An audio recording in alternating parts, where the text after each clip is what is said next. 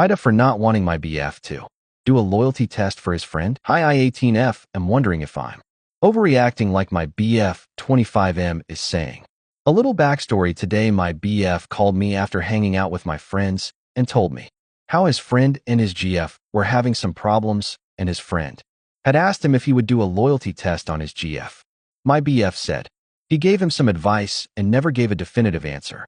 As he was telling me this, I told him I was pretty uncomfortable with the idea, but he kept talking about it, and I kept telling him I didn't like the idea. He tries to explain how he would do it, and that it wouldn't be anything other than talking to her and asking for her snap or if she asks for his, and then he would tell his friend. I got upset because he kept pushing it. After I told him I was uncomfortable with the idea, he said I didn't need to get all upset and that should hear him out, because our relationship isn't a dictatorship, and that there was no need to get so upset. So I'm wondering if I'm overreacting for telling him to stop bringing it up after I told him I didn't think it was okay. Update: I did bring it back up because he's supposed to hang out with this friend again, and I got some good advice, thanks. I told him it's never good to put yourself in someone else's relationship, and there's so many ways it could backfire, and he ends up being in a position that you could have avoided by not doing so.